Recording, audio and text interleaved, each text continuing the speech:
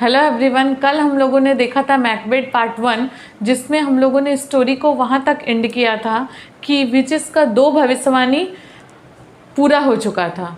पहले मैकबेथ को then of कॉर्डर बना दिया गया जैसे ही उसने नॉर्वे के विरुद्ध स्कॉटलैंड का युद्ध जीता, और उसकी विचेस का जो दूसरा भविष्यवाणी था कि वो किंग ऑफ स्कॉटलैंड बनेगा।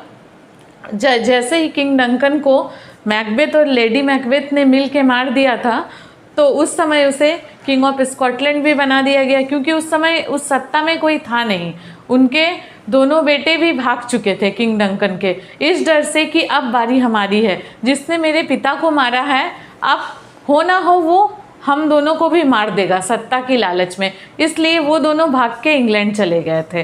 देन अब बारी थी तीसरा, विचेस ने जो तीसरी भविष्यवाणी की थी उसके पूरे होने का समय, और वो तीसरा भविष्यवाणी था कि बैंको का जो सन है फ्लिंस, उसको अंत में किंग ऑफ स्कॉटलैंड बनना था। तो ये बात जो थी मैकबेथ के मन में वो खाई जा रही थी कि ये बात जैसे सच ना हो, इसके लिए वो कुछ भी करना चाहता था। तो उसने क्या किया, फर्स्ट में यहाँ मैंने की पॉइंट्स के माध्यम से पूरे स्टोरी को कवर करना चाहा है कि मैकबेथ ने क्या ऑर्गेनाइज किया, एक पार्टी ऑर्गेनाइज किया। उस पार्टी में उसने वहाँ के स्कॉटलैंड के बहुत सारे लोगों को बुलाया और बैंको और उसके सन फ्लिंस को भी बुलाया था उसमें। लेकिन मन ही मन उन्होंने एक प्लान किया था। उन्होंने 2 गुंडे हायर किए थे, और वो 2 गुंडे हायर इसलिए किए थे ताकि वो बैंको और उसके सन का मर्डर कर सके। और रास्ते में जब बैंको और उसका सन फ्लिंस आ रहा था, उस समय उसने उन दोनों गुंडों को भेजा भी था रास्ते में उसे मारने के लिए। लेकिन क्या हुआ कि उन दोनों गुंडे ने सिर्फ बैंको को ही मार सका वो, और उसका बेटा भाग गया। ये बात मैकबेथ जान गया और वो बहुत गुस्सा हुआ, क्योंकि उसे मारना तो असल में उसके बेटे को ही था। उसका बेटा ही तो, अगर विचेस के थर्ड भविष्यवाणी को लिया जाए तो उसका बेटा ही तो स्कॉटलैंड का राजा बनने वाला था। लेकिन उसका बेटा अब भाग चुका है। तो उसके मन में एक चिंता थी कि अभी भी उसका शत्रु जिंदा है। लेकिन वो उस समय सोचता है कि जो हुआ सो हुआ, अब इस बात को छोड़ो। अब बीच में तो उसने वो पार्टी छोड़ के आया है, वो रिटर्न पार्टी में चला जाता है। लेकिन जैसे ही वो पार्टी में जाता है तो उसे बैंको का ghost, Macbeth finds the ghost of बैंको, उसे बैंको का घोस्ट भूत नजर आता है। उसे लगता है कि बैंको उसके सामने खड़ा है, लेकिन ये सबको नजर नहीं आता, सिर्फ मैकबेथ को ही नजर आता है कि मैं तो अभी इसे मार के आया हूँ, अभी इसका मर्डर करवाया हूँ, फिर ये यहाँ कैसे आ गया। तो बैंको का भूत सिर्फ मैकबेथ को ही नजर आता है। लेकिन पार्टी में, हॉल में और भी बहुत सारे लोग जो वहाँ प्रेजेंट थे, वो सोचते हैं कि मैकबेथ ये क्या कर रहा है। वो उस घोस्ट के साथ बातें कर रहा था, वो सब बोल रहा था जो कारनामे उसने आज तक किए हैं। तो और लोगों को लग रहा था कि कुछ गड़बड़ है, ये ऐसा पागलपन जैसा हरकत क्यों कर रहा है। तो इस बात से क्या मैकडफ को पूरा शक हो जाता है कि किंग डंकन का मर्डर मैकबेथ ने ही किया है। अब वो क्या करता है, मैकडफ वहाँ पे श्योर हो जाता है उस पार्टी में। वो क्या करता है, उसका जो किंग डंकन का दोनों बेटा जो इंग्लैंड भाग चुका था, go to the England with Malcolm, वो मैल्कम का साथ देने के लिए वो भी इंग्लैंड चला जाता है।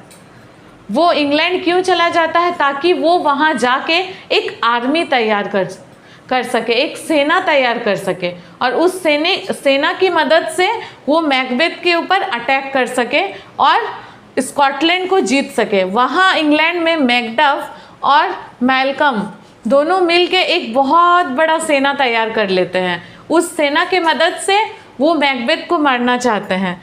अब मैकबेथ बहुत चिंता में था, क्योंकि वो जान चुका था कि उसे मैकडफ से खतरा है, वो वहाँ भाग चुका है। तो वो क्या करता है कि फिर गुंडे हायर करता है। अब बोलता है अब बारी है मैकडफ का। मैकडफ को मरवाने के लिए उसका घर भेज देता है गुंडों को, बट गुंडे उसके घर जाते तो हैं लेकिन मैकडफ तो नहीं मिलता, बिकॉज वो तो इंग्लैंड गया हुआ रहता है। लेकिन वो उसकी फैमिली को मरवा देता है, मैकडफ की फैमिली को। अब जैसे ही मैकडफ को ये बात पता चलती है कि मैकबेथ ने गुंडे भिजवा के मेरे पूरे फैमिली को ख़त्म करवा दिया है, वो सोचता है अब मेरा सिर्फ एक ही लक्ष्य है, मैकबेथ को मारना। इधर मैकडफ भी फुल्ली श्योर और इधर मैल्कम भी फुल्ली श्योर कि कैसे भी करके सिर्फ मैकबेथ को मरवाना है। देन मैकबेथ अब क्या करता है कि उसे तो मन मन में मैकडफ और वैंको के सन से खतरा है। वो सोचता है क्यों ना एक और बार विचेस के सामने जाया जाए और पूछा जाए कि आखिर फ्यूचर में होने क्या वाला है। तो वो वैसा ही करता है, वो अगेन जाता है उन 3 विचेस के पास और पूछता है कि फ्यूचर में होने क्या वाला है। तो वो विचेस क्या करती है, वो 3 पिशाचों को सामने कर देती है जो बैड इविल्स रहती है और बोलती है इन सब से पूछो, मेरा काम बस यहीं तक था। तो वो 3 पिशाच उनके सामने खड़ा हो जाता है। वो फिर 3 भविष्यवाणी करता है। पहला भविष्यवाणी पहला पिशाच करता है कि तुम्हें मैकडफ से ही खतरा है अब सिर्फ, ओके। और दूसरा भविष्यवाणी करता है कि तुम्हें कोई भी औरत का जन्मा हुआ इंसान नहीं मार सकता। वो तो पूरा खुश हो जाता है क्योंकि इस संसार में कोई भी जन्मा है तो वो हो ना हो क्या एकदम श्योरली वो औरत से ही जन्मा हुआ होगा। और तीसरा, वो तब तक नहीं मर सकता जब तक कि एक्चुअली वो जिस किले में रहता था उसके चारों ओर एक जंगल था, वो जंगल खुद चल के उसके किले की ओर ना आए। तो वो हंसने लगा, ऐसा भी कभी हो सकता है क्या कि वो जंगल खुद चल के उसके किले में आएगा। तो वो तो अब पूरा खुश श्योर, अब उसके मन में थोड़ा शांति लगा कि मैं मरने वाला नहीं हूँ क्योंकि ऐसा हो नहीं सकता। ठीक है, वो पहला जो उसने भविष्यवाणी किया था कि उसे मैकडफ से ही सिर्फ खतरा है, वो तो इंग्लैंड में है, वो मेरा क्या कर लेगा। दूसरा कि कोई औरत से जन्मा हुआ इंसान उसे मार नहीं सकता। अब कोई भी एक ऐसा इंसान नहीं है इस दुनिया में जो औरत से जन्मा ना हो। तीसरा, जंगल खुद चल के उसका किले में कैसे आएगा।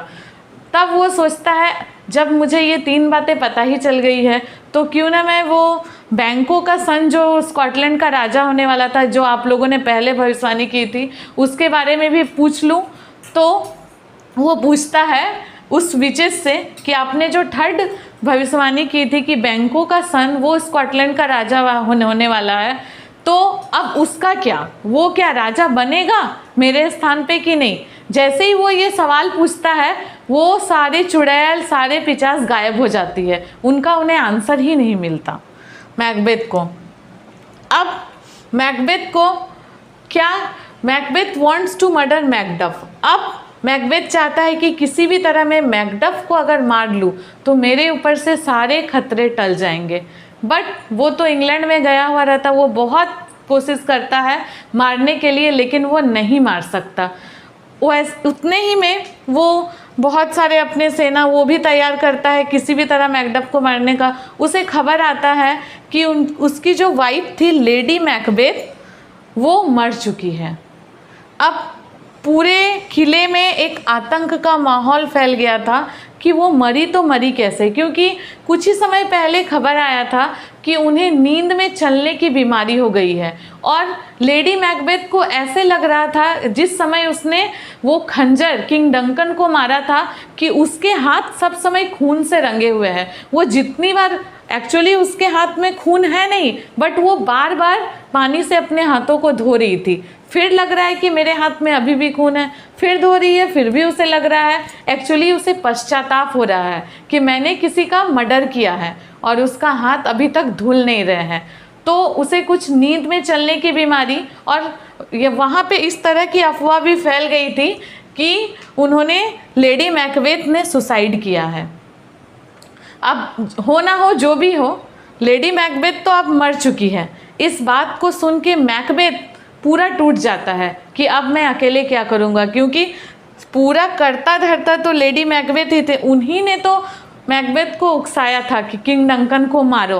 अब वो क्या करेगा पूरा। अब इस दौरान क्या हुआ, वो तो अपने वाइफ के डेड में, उसके फ्यूनरल में बिजी हो गया।